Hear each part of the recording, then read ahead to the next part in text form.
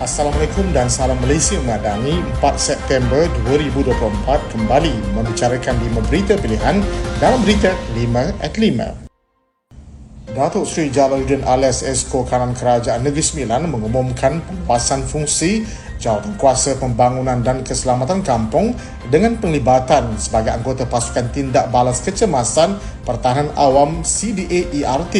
Langkah ini diharap dapat meningkatkan keberkesanan dalam menangani isu-isu kecemasan di kampung-kampung. Menurut beliau, peranan JPKK yang sebelum ini sebagai mata dan telinga kerajaan kini diperluaskan untuk membantu pihak keselamatan dalam situasi kecemasan seperti banjir, ribut dan tanah runtuh. Beliau menjelaskan bahawa pasukan tindakan kecemasan ERT terdiri daripada individu yang dilatih untuk memberikan respon awal dalam keadaan darurat. Terdahulu, Majlis Amanat dan Penyampaian Sijil Pelantikan Pasukan Tindak Balas Kecemasan Pertahanan Awam JPKK peringkat negeri diadakan semalam dan disempurnakan oleh Menteri Besar Negeri Sembilan, Datuk Seri Amiruddin Harun. Ketua Pergerakan Pemuda UMNO Negeri Kedah Muhammad Rakib Abu Hassan mengkritik penubuhan syarikat SG Force Sdn Bhd yang dianggapnya mempunyai konsep serupa dengan One Malaysia Development Berhad, 1MDB. Rakib mendakwa bahawa Tun Dr. Mahathir Mohamad yang dahulu menentang 1MDB kini telah menubuhkan syarikat yang mirip dengan 1MDB. Rakib menyatakan bahawa SG Force Sdn Bhd yang melibatkan 4 negeri di bawah Pemerintahan Perikatan Nasional, Perlis, Kelantan, Terengganu dan Kedah adalah langkah untuk menarik pelabur dari China, Korea dan Jepun. Beliau menganggap strategi ini sebagai tindakan yang sama dengan apa yang dilakukan oleh 1MDB sebelum ini. Sebelum ini adalah sebuah video yang dimuat naik di TikTok. Rakib menuduh Mahathir sebagai penyebab kekalahan UMNO dan Barisan Nasional pada pilihan umum ke-14 melalui hasutan mengenai 1MDB. Kini menurut Rakib, Mahathir telah mengundurkan sebuah syarikat yang serupa untuk menarik pelabur, sedangkan beliau dahulu mengkritik penubuhan 1MDB. Syarikat SG Force Sdn Bhd yang dilaporkan pada hari Senin lalu bertujuan untuk membagikan kekayaan dan hasil kepada 4 negeri secara adil dengan setiap negeri memiliki 25% saham. Ini untuk memastikan negeri seperti Perlis yang ketinggalan jauh turut mendapat manfaat yang setara dengan negeri lain. Kesedaran membantu golongan berpendapatan rendah mendorong Yayasan Tan Sri Profesor Ahmad Ibrahim menganjurkan Malaysian Law Student Legal Aid Convention 2024.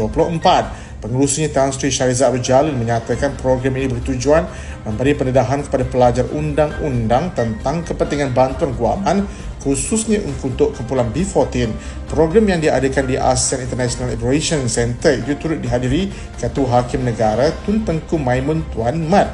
Shahrizad menegaskan bahawa bantuan guaman adalah kritikal bagi membantu golongan B14 memahami undang-undang dan mendapatkan keadilan. Beliau juga berbesar hati dengan penyertaan pelajar universiti dari seluruh negara yang menunjukkan minat mendalam terhadap bidang ini.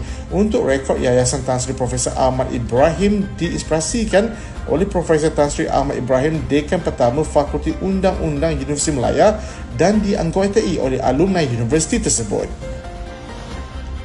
Barisan Nasional akan memilih calon yang dapat diterima pengundi bagi pilihan raya kecil PRK Dewan Undangan Negeri Mahkota di Johor.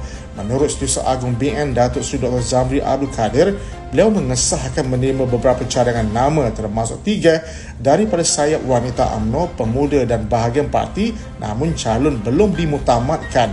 Menurut beliau, pengumuman calon akan dibuat oleh Pengerusi Barisan Nasional Datuk Seri Dr. Ahmad Zaid Hamidi dalam masa terdekat.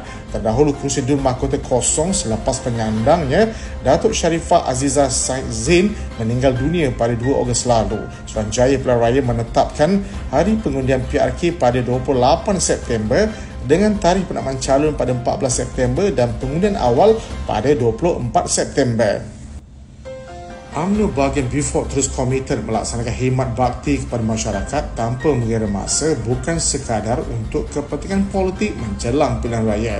Ketua UMNO bahagian B4 Datuk Awang Asli Lakat menegaskan bahawa gerak kerja parti ini dijalankan secara berterusan bagi memastikan masyarakat merasakan kehadiran UMNO dalam kehidupan seharian. Beliau turut menziarahi Pengiran Hussein Pengiran Muhammad yang baru pulih daripada kemalangan di Menumbuk selain menghadiri beberapa majlis perkahwinan di sekitar Beaufort.